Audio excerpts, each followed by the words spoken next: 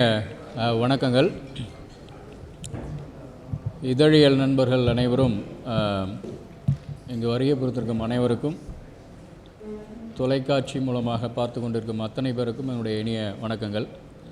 இந்த தமிழ்நாடு நிதிநிலை அறிக்கை தயார் செய்யப்பட்ட விதம் குறித்து சில முன்னோட்டங்களை தருவது என்னுடைய கடமை என்று நான் கருதுகிறேன். இந்த நிதிநிலை அறிக்கை என்பது அனைத்து சமூகத்தின் அனைத்து தரப்பினரையும் கலந்தாலோசித்து இந்த நிதிநிலை அறிக்கை இன்று சட்டமன்றத்தின் முன் மாண்புமிகு நிதியமைச்சர் அவர்களால் அறிமுகப்படுத்தப்பட்டது. தமிழ்நாடு முதலமைச்சருடைய எக்கனாமிக் அட்வைசரி கவுன்சில் என்று சொல்லக்கூடிய அந்த பொருளாதார அறிஞர்கள் இடம்பெற்றிருக்கும் அந்த குழுவில் இருக்கக்கூடிய அறிஞர்கள், புகழ்பெற்ற பொருளாதார அறிஞர்கள் திரு ரகுராம் ராஜன், திரு அரவிந்த் சுப்பிரமணியம், ஜான் ரேஸ் மட்டுமின்றி நோபல் பரிசு பெற்ற எஸ்தர் டெஃப்லோ உட்பட்ட அனைத்து பொருளாதார அறிஞர்கள் அவர்களிடம் கலந்தாலோசிக்கப்பட்டது. உலக புகழ்பெற்ற பொருளாதார அறிஞர்களிலிருந்து ஊராட்சி ஒன்றிய பெருந்தலைவர்கள் வரை ஆலோசனை நடத்தப்பட்டது. சம்பந்தப்பட்ட துறையினுடைய மாண்புமிகு அமைச்சர்கள், அதிகாரிகள், அவர்களிலிருந்து தன்னார்வ தொண்டு நிறுவனங்கள் வரை கருத்துக்கள் கேட்கப்பட்டன. சமூக ஊடகங்களில் வந்த ஒரு சிறு செய்தி கூட ஒரு அழகிய ஒரு திட்டமாக உருவாகி இருக்கிறது. அந்த வகையில் பரந்துபட்ட ஒரு ஆலோசனையை நடத்தி நிகழ்த்தி இந்த நிதிநிலை அறிக்கை தாக்கல் செய்யப்பட்டிருக்கிறது என்பதை முன்னோட்டமாக குறித்து, இது குறித்தான இந்த நிதிநிலை அறிக்கை குறித்தான ஒரு சில செய்திகளை உங்களுடைய பார்வைக்கு முன்வைக்க விரும்புகிறேன். தமிழ்நாட்டினுடைய அந்த பரப்பும் மக்கள் தொகை குறித்து ஒரு சின்ன இட்ஸ் எ பெர்ஸ்பெக்டிவ் ஐடியா. தமிழ்நாட்டினுடைய மக்கள் தொகை 2011 மக்கள் தொகை கணக்கெடுப்பின்படி சுமார் 7 கோடி, அநேகமாக இப்பொழுது 8 கோடியை தாண்டி இருக்கும். இது ஜெர்மனி நாட்டிற்கு நிகரான மக்கள் தொகை கொண்டது. பரப்பளவை பார்த்தால் கிரீஸ் நாட்டினுடைய பரப்பை ஒத்தது நம்முடைய தமிழ்நாட்டின் பரப்பு.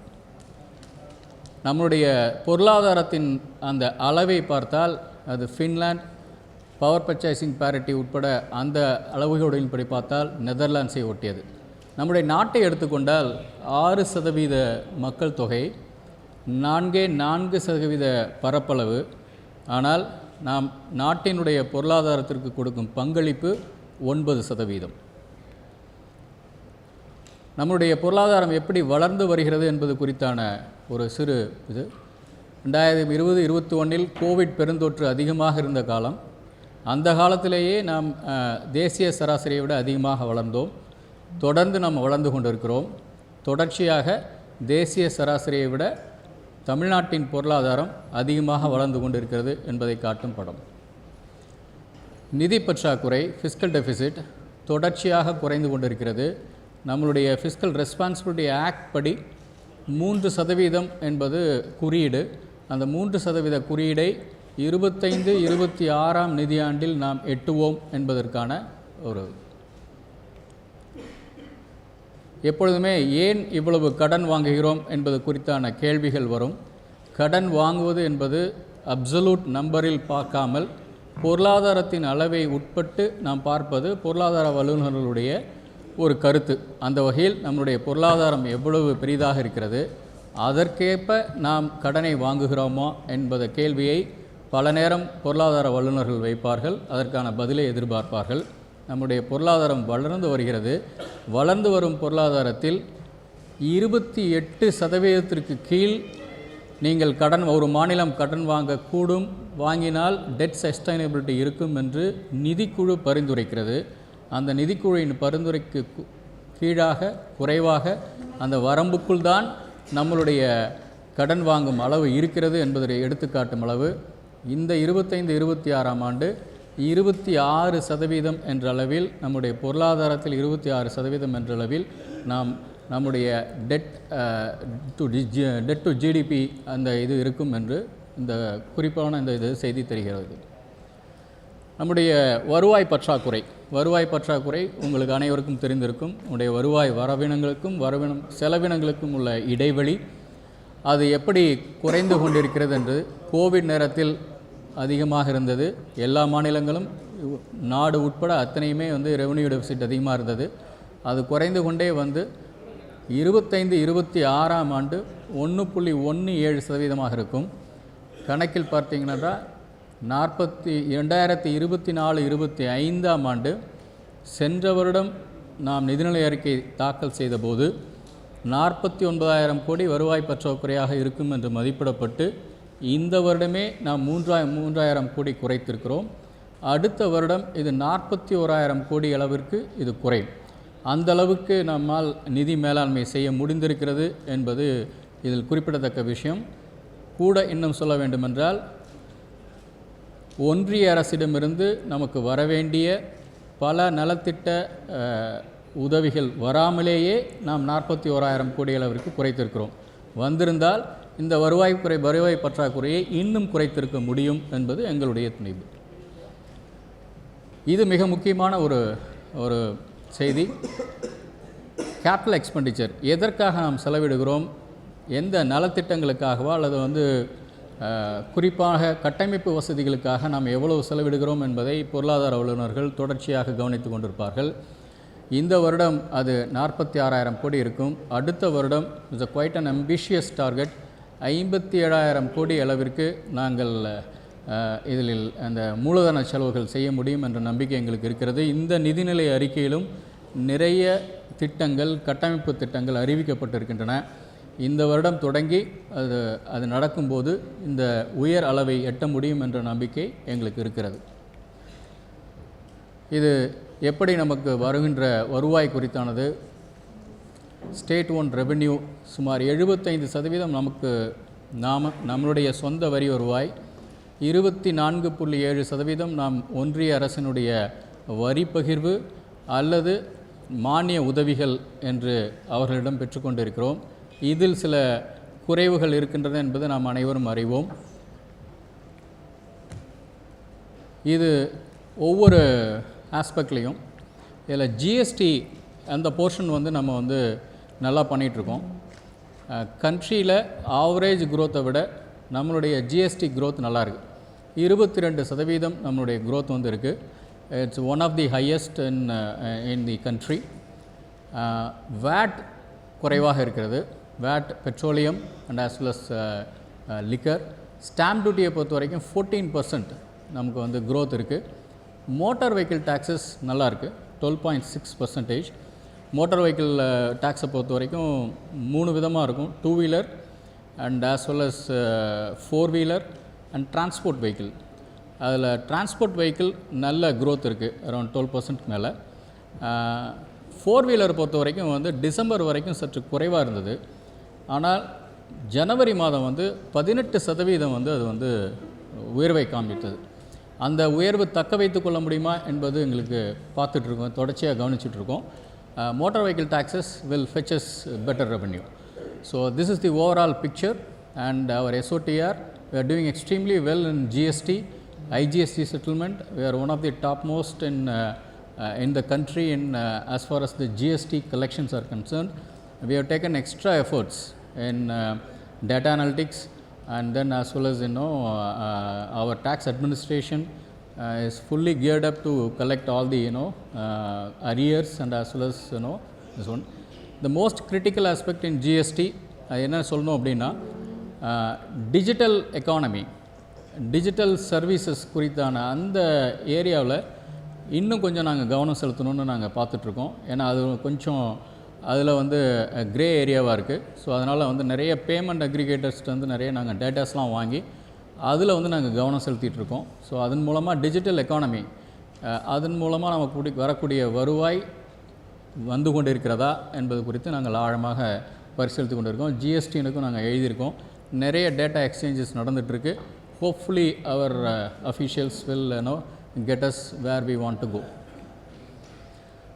இப்போது வந்து முக்கியமான திட்டங்கள், அந்த திட்டங்கள் குறித்து அத்தனை செய்திகளும் சொல்லியிருக்கிறோம். இது தீம் பேஸ்டாக கொஞ்சம் we have just rearranged for your comfort level. மகளிர் நலன் மிக முக்கியமான ஒரு ஒரு ஒரு தீம். அதில் வந்து சொத்து பதிவு 10 லட்சம் வரை மதிப்புள்ள வீடு, மனை, விவசாய நிலம் உள்ளிட்ட அனைத்து அசையா சொத்துக்கள் பெண்கள் பெயரில் பதிவு செய்தால் பத்திரப்பதிவு கட்டணம் 1% குறைக்கப்படும் என்று அறிவிக்கப்பட்டிருக்கிறது. அது வந்து பத்திரப்பதிவு நடந்து கொண்டிருக்கிற அந்த இதில் பார்த்தா ஒரு 75% வந்து 10 லட்சத்திற்கு குறைவாக வந்து இந்த பத்திரப்பதிவு நடந்துகிட்ருக்கு. அது வந்து இது வந்து பயன்படுறதுக்கு வாய்ப்புகள் இருக்குது. 1 லட்சம் மகளிரை அடுத்த 5 ஆண்டுகளில் தொழில் முனைவோராக்குவதற்கான முயற்சி. சுய உதவி குழுக்களுக்கான கடன் 37,000 கோடி என்று வங்கிக் கடன் நிர்ணயிக்கப்பட்டிருக்கிறது. வங்கிகள் மூலம் விடியல் பயணம். மகளிர் உரிமை தொகை. மகளிர் உரிமை தொகைக்கு 13,807 கோடி ரூபாய் ஒதுக்கப்பட்டிருக்கிறது. தகுதி வாய்ந்த பயனாளிகள் விடுபட்டு போயிருந்தால் அவர்கள் மீண்டும் விண்ணப்பிக்க அவர்களுக்கு ஒரு வாய்ப்பு வழங்கப்படும் என்று அறிவிக்கப்பட்டிருக்கிறது. அறிவிக்கப்பட்டு அவர்கள் புதிதாக சேர்க்கப்படும் பயனாளிகளுக்கு தேவையான கூடுதல் நிதியை உடனுக்குடன் நாங்கள் வழங்குவோம். அதே போல் சென்னை, கோவை, மதுரையில் மாணவியர் விடுதிகள் புதுமை பெண் மற்ற திட்டங்களிலெல்லாம் பயன்பெற்று நகரங்களை நோக்கி நிறைய மாணவியர் தொலைதூர கிராமங்களிலிருந்து படிக்க வருகிறார்கள். அவர்களுக்கு மிகவும் பாதுகாப்பான தரமான மாணவியர் விடுதிகள் வேண்டும் என்பதற்காக 3 இடங்களில் ஒவ்வொரு இடத்திலும் 1000 மாணவியர் தங்கும் விதமாக நவீன வசதிகளுடன் வைஃபை முதல் கொண்டு சிசிடிவி முதற்கொண்டு அனைத்து வசதிகளுடன் மிக தரமான முறையில் தோழி மகளிர் பணிபுரியும் மகளிர் விடுதி பராமரிப்பு நிறுவனத்தினுடன் அவர்கள் பராமரிக்கப் போகும் இந்த விடுதிகள் நிச்சயமாக தொலைதூர கிராமங்கள், கடைக்கோடி கிராமங்களிலிருந்து வரும் பெண்களுக்கு அவர்களுடைய பெற்றோர்களுக்கு மிக தைரியமாக அவருடைய குழந்தைகளை அனுப்பக்கூடிய அளவில் இந்த திட்டம் பயனளிக்கும் என்று நம்புகிறோம். 3 இடங்களில் செய்ய போகிறோம். காலை உணவு திட்டம் நாட்டிலேயே முதலாவதாக அறிமுகப்படுத்தப்பட்டு அடுத்தது அரசு பள்ளிகளுக்கு அறிமுகப்படுத்தப்பட்டு அதற்கு பின்னால் அரசு உதவி பெறும் கிராம பகுதியில் இருக்கும் பள்ளிகளுக்கு அறிமுகப்படுத்தப்பட்டு இப்பொழுது நகர்ப்புற பள்ளிகளுக்கும் விரிவுபடுத்தப்பட்டிருக்கிறது. ஏனெனில் திட்டக்குழுவினுடைய ஆய்விலிருந்து தெரிய வருவது என்னவென்றால், கிராம பகுதிகளில் இருக்கும் பெண்களை விட நகரப்பகுதியில் இருக்கும் தாய்மார்கள் அவருடைய குழந்தைகளை பள்ளிக்கு அனுப்பும் பொழுது அவர்கள் பல நேரங்களில் காலை உணவு உண்ணாமல் வருகின்றார்கள் என்ற ஒரு செய்தியில் அந்த ஆய்விலிருந்து தெரிய வருகிறது. அந்த தாய்மார்களுக்கு நிச்சயம் இது பலனளிக்கக்கூடியதாக இருக்கும். மிக முக்கியமான ஒன்று கடைசியாக இருக்கக்கூடியது கருப்பை வாய் புற்றுநோய், சர்விக்கல் கேன்சர். அதுக்காக அதை தடுப்பதற்கான ஒரு தடுப்பூசி திட்டம் 14 வயதுடைய அனைத்து பெண் குழந்தைகளுக்கும் அளிக்கக்கூடிய திட்டம். இது இந்த வருடம் இது தொடங்கப் போகிறது. படிப்படியாக அனைத்து பெண் குழந்தைகளுக்கும் இது அளிக்கப்படும். இதன் மூலம் இந்த நோயை அறவே தமிழ்நாட்டில் நீக்கக்கூடிய சூழல் உருவாகும். பள்ளிக்கல்வி நான் முதல்வன் கல்லூரி கனவு என்று நாம் அரசு பள்ளி மாணவர்களை சாதனையாளர்களாக மாற்றும் நோக்கத்தோடு அவர்கள் இந்தியாவின் நாட்டின் தலைசிறந்த கல்வி நிறுவனங்கள் ஐஐடி, தென் நேஷ்னல் லா யூனிவர்சிட்டி போன்ற அல்லது பல கல்வி நிறுவனங்கள், மிக முக்கியமான கல்வி நிறுவனங்களில் அவர்களுடைய சேர்க்கையை உறுதி செய்யும் வகையில் சில மாணவர்கள் வெளிநாட்டில் கல்வி உதவித்தொகை பெற்று பயிற்சி பயிலக்கூடிய சூழலை உருவாக்குவதற்கு ஏற்கனவே முயற்சிகள் எடுக்கப்பட்டிருக்கின்றன. அதை விரிவாக்கம் செய்து தமிழ்நாட்டில் இருக்கும் 388 ஊராட்சி ஒன்றியங்கள் உட்பட அனைத்து பகுதிகளிலும் 500 பள்ளிகளை தேர்ந்தெடுத்து அந்த பள்ளிகள் மூலமாக அருகில் உள்ள பள்ளிகள் உள்ள மாணவர்களுக்கும் இதை கொண்டு போய் சேர்க்கும் வகையில் ஒவ்வொரு வருடமும் குறைந்தது 2000 மாணவர்கள் தலைசிறந்த பள்ளிகளில், தலைசிறந்த கல்வி நிறுவனங்களில் அரசு பள்ளி மாணவர்கள் சாதனையாளர்களாக தங்களுடைய காலடி பத்தை எடுத்து வைக்க முடியும் என்று இந்த அரசு நம்புகிறது. கணினி ஆய்வகங்கள், திறன்மிகு வகுப்பறைகள், பள்ளி மேம்பாட்டு திட்டத்திற்கான 1000 கோடி, இவை அனைத்துமே பள்ளி கல்விக்காக நாம் யோசிக்கக்கூடிய திட்டங்கள். மதுரையில் கலைஞர் நூலகம் இதுவரை 15 லட்சம் வாசகர்கள் அங்கு வந்து சென்று பயன்படுத்தியிருக்கிறார்கள். அந்த வெற்றியை தொடர்ந்து அதுபோன்ற அறிவு திருக்கோவில்கள் கோவையிலும் திருச்சியிலும் கட்டப்பட்டு வருகின்றன. அதை பறந்துபட்டு இன்னும் எடுத்து செல்ல வேண்டும் என்பதற்காக சேலம், கடலூர், திருநெல்வேலி இவை அனைத்துமே மிக கவனமாக பார்த்து தேர்ந்தெடுத்த இடங்கள். எங்கெங்கெல்லாம் போட்டித் தேர்வுக்கு அதிகம் பேர் பயனடைவார்களோ அந்த இடங்களுக்கு இதை சென்றால் பயனுள்ளதாக இருக்கும் என்று சேலம், தருமபுரி, கிருஷ்ணகிரி, நாமக்கல் இந்த பகுதிகளுக்காக சேலம், அதேபோல் கடலூர், அதேபோல் திருநெல்வேலி, இந்த புதிதான இந்த இடம். கடைசியாக இருக்கும் அந்த பழங்குடியினர் பகுதி, இதுதான் ஒரு சமூக ஊடகத்தில் வந்த செய்தி.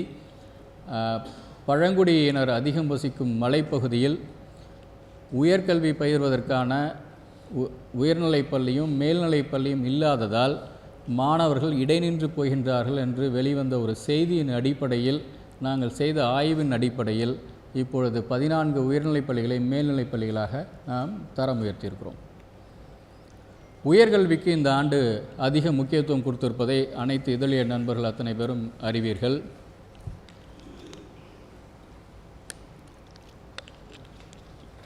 அண்ணா பல்கலைக்கழகத்தை முதன்மையான பல்கலைக்கழகமாக மாற்றுவதற்கான முயற்சி. அண்ணா பல்கலைக்கழகம் தற்பொழுது QS வேர்ல்ட் ரேங்கிங்கில் அந்த தர வரிசையில் 383வது இடத்தில் இருக்கின்றது.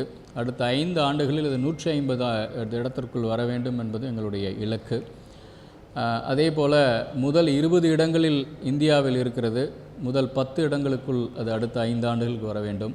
அதற்கான 500 கோடி, அந்த 500 கோடியில் அரசு பங்களிக்கும், பல்கலைக்கழகத்தின் மானிய நிதி இருக்கும்.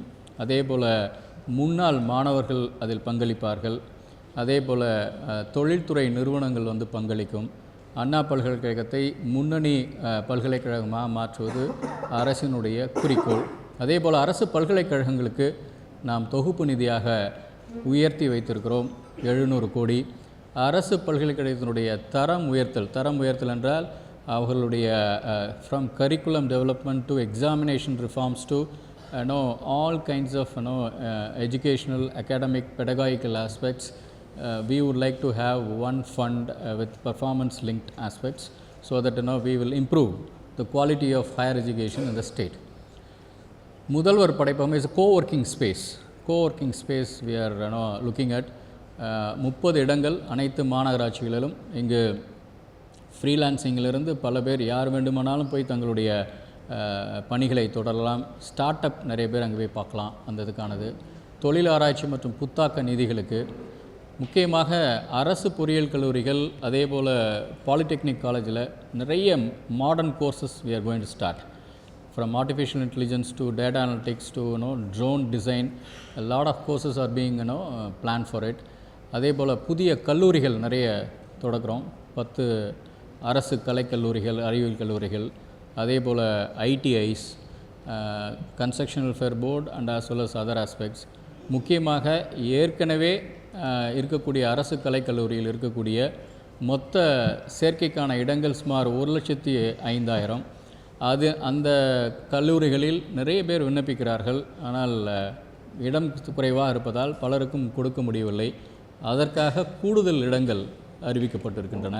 சுமார் 15,000 இடங்கள் அரசு கலை மற்றும் அறிவியல் கல்லூரிகளில் கிடைக்கும். 1,00,000 மாணவர்களுக்கான கல்வி கடன் வங்கிகள் வழங்கும்.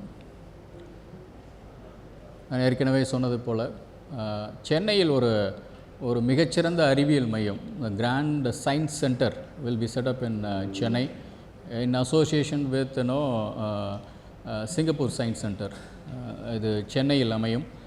அதே போல் மிக முக்கியமான ஒரு அம்சம், தமிழ் புதல்வன் குறித்து இங்கே பேசியிருக்கிறோம். புதுமை பெண் போல அடிப்படை அறிவியல், basic science and mathematics Tamil சமூகத்தில் இன்று மிக முக்கியமான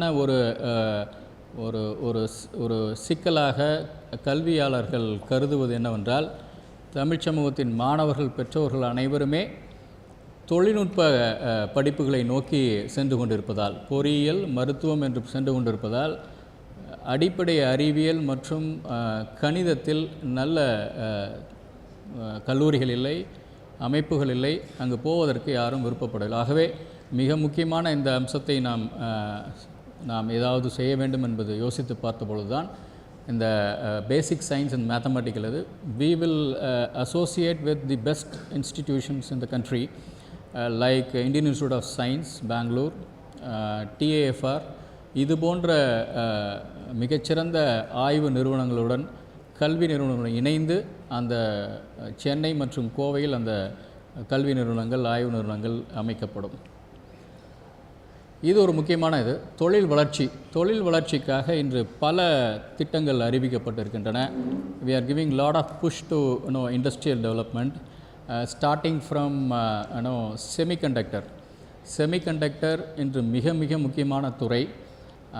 அநேகமாக வரும் நாட்களில் செமிகண்டக்டர் உற்பத்தியில் எந்த நாடு முன்னிலை வைக்கிறதோ அது வல்லரசாக திகழும் என்று பலரும் அதை கணிக்கின்றார்கள். அதற்காகத்தான் அத்தனை நாடுகளுமே அதற்காக முயற்சி செய்து கொண்டிருக்கின்றன. அந்த போட்டியில், அந்த ஆரோக்கியமான போட்டியில் தமிழ்நாடும் இணைந்திட வேண்டும். இந்தியாவில் சிறந்த செமிகண்டக்டர் நிறுவனங்கள் நிறுவப்பட வேண்டும் என்பதற்காக செமிகண்டக்டர் மிஷன் 500 கோடி ரூபாய் மதிப்பீட்டில் அறிவிக்கப்பட்டிருக்கிறது. We are looking for major investments in semiconductors. Semiconductors spectrum is too large, from design to foundry to testing, assembly and packaging. It's a too large spectrum. We have picked up few important shades in that, and including power electronics. We tied up with industries department, tied up with specific strategic investors. The most critical thing is that we are going to locate it in Coimbatore, which is known for foundry, which is known for entrepreneurship. We would like to change the landscape of Coimbatore by introducing the semiconductor mission. அதுபோல் நிறைய தொழிற்பூங்காக்கள் வரப்போகின்றன. நான் leather footwear, அது அதிக அளவு வேலைவாய்ப்புகளை தரக்கூடிய அந்த துறை. ஒவ்வொரு யூனிட்டும் தமிழ்நாட்டின் பொருளாதாரத்தில் பின்தங்கிய பகுதிகளில் அமைக்கப்பட்ட ஒவ்வொரு அந்த உற்பத்தி நிலையங்களும் 10,000 15,000 பேருக்கு வேலைவாய்ப்புகளை தருகின்றன. பெரம்பலூர், அரியலூர், ராணிப்பேட்டை, செய்யார், சிவகங்கை, புதுக்கோட்டை இது போன்ற இடங்களிலெல்லாம் அமைக்கப்பட்டவை ஒவ்வொன்றும் குறைந்தது 10,000 20,000 பேருக்கு வேலைவாய்ப்புகள் கிடைக்கின்றன. 80% ஊரக பகுதிகளை சார்ந்த பெண்கள். ஆகவே இந்த துறைக்கு நாங்கள் அதிக முக்கியத்துவம் கொடுத்திருக்கிறோம். இந்த வருடம் அறிவிப்பு கடலூரிலும் மேலூரிலும் தலா 10,000 பேருக்கு வேலைவாய்ப்பு கொடுக்கக்கூடிய இந்த தொழிற்பூங்காக்கள் அமைக்கப்படும். Manmade fibre and technical textile park going to be at Thoothukudi. So ஒவ்வொரு துறையும் பார்த்து சொல்கிறோம். முக்கியமான இதில் அம்சம் அதே போல் சிட்கோ அமைக்கக்கூடிய தொழிற்பேட்டைகள், அதுவும் இங்கு குறிப்பிடப்பட்டிருக்கின்றன 9 இடங்களில். அதனுடைய தி லொக்கேஷன்ஸ் அதில் பார்த்தீங்க அப்படின்னா தமிழ்நாட்டில் பரவலாக இது அந்த வளர்ச்சி இருக்க வேண்டிய அந்த நோக்கத்தில் இங்கு அமைக்கப்பட்டிருக்கின்றன. தமிழ்நாட்டில் பல இடங்களில் இந்த தொழிற்பூங்காக்கள், தொழிற்பேட்டைகள் அமையும்.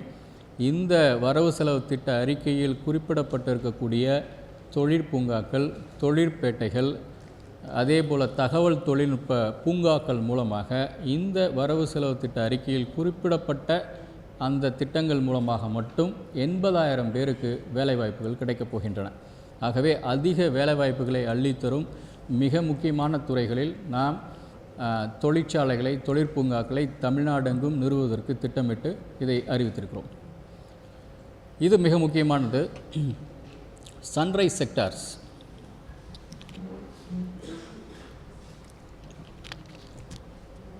எப்பொழுதுமே தொழில்துறையில் நாம் தொடர்ந்து முன்னணியில் இருக்க வேண்டும் என்றால் அடுத்து எந்த துறையில் அதிக வளர்ச்சி என்பதை கணித்து அதில் நாம் முன்னதாகவே நாம் முதலீடு செய்ய வேண்டும் என்பது மிக மிக முக்கியமானது. அதற்கான ஒரு சூழலையும் உண்டாக்க வேண்டிய ஒரு அம்சம் இருக்கிறது. செமிகண்டக்டர் துறையில் நாம் முன்னேற வேண்டும் என்றால் தொழிற்பூங்காக்களை அறிவிப்பது மட்டுமல்ல, அதற்கேற்ப நாம் தொழிலாளர்களை தயார் செய்ய வேண்டும். Advanced VLSI technologies courses to be introduced in all our universities, and then only the ecosystem will be vibrant and then ready to absorb the industrial ecosystem. அந்த வகையில் செமிகண்டக்டர் மிக முக்கியமானது. Ship building is an emerging area, and we have got very good response from specific response from South Korea and as well as Japan. Cuddalore, Thoothukudi மாவட்டங்களில் மிக விரைவில் இந்த தொழிற்சாலைகள் அமையும். அதற்கான பேச்சுவார்த்தைகள் நடந்து கொண்டிருக்கின்றன. அது கடலூர் மண்டலத்திலும் தூத்துக்குடியிலும் மிக பெரிய அளவிற்கு நிறைய வேலைவாய்ப்புகளை உருவாக்குறதுக்கு வாய்ப்புகள் உண்டு. செயற்கை இழை, man-made fiber and technical textile is an emerging area. We would like to have those kind of things also. Even in power looms, we are going for the modernization. அதுவும் மிக முக்கியமானது. Biosciences Park, again very very critical, near to Chennai we will do it. And Space Tech, நம் தமிழ்நாட்டில் நம்முடைய start up mission மூலமாக மானிய உதவி பெற்ற பல ஸ்பேஸ் டெக் நிறுவனங்கள் உலகளவில் மிக சிறப்பாக செயல்பட்டு கொண்டிருக்கின்றன. அந்த ஏரியாவை வந்து பண்ணணும் அப்படிங்கிறதுக்காக அந்த ஸ்பேஸ் டெக் ஃபண்ட் பார்க்குறோம். அதில் நிறைய டெஸ்டிங் ஃபெசிலிட்டிஸ் ஏற்பாடு பண்ணோம். அதற்கான முயற்சிகளையும் நம்ம இறங்க போகிறோம். அதே மாதிரி AVGC, animation, visual graphics and இந்த கேமிங்ஸ் எஃபெக்ட்ஸ், அதுவும் வந்து ரொம்ப முக்கியமானது. Animation, visual effects, gaming and comic, இதுலேயும் மிக முக்கியமாக தமிழ்நாட்டில் வந்து நம்ம நிறைய பண்ணுறதுக்கான வாய்ப்புகள் உண்டு. அதுக்காக சென்டர் ஆஃப் எக்ஸலன்ஸ் ஒன்று கிரியேட் பண்ண போகிறோம். ஸோ ஒரு சன்ரைஸ் செக்டார்ஸில் நம்ம வந்து தொடர்ந்து நம்ம முன்னணியில் இருக்க வேண்டியிருக்கிறது. ஏனெனில் அப்பொழுது தான் நாம் தொடர்ச்சியாக நம்முடைய முன்னணியை, வெற்றியை தக்க வைத்து கொள்ள முடியும். தேங்கி விடாமல் நம்முடைய வளர்ச்சியை தொடர்ந்து எடுத்துக்கொண்டு செல்ல வேண்டும் என்றால் நாம் தொடர்ச்சியாக நாம் அதை முன்னெடுக்க வேண்டும். These are all the areas we found that Tamil Nadu has to have a greater presence. தொழில் வளர்ச்சி, ஒசூரில் ஒரு knowledge corridor, centre of excellence for pump motor, அதே போல் புத்தொழிலுக்கான இது, புதிய தொழிற்பூக்காக்கள், இதெல்லாமே நம்ம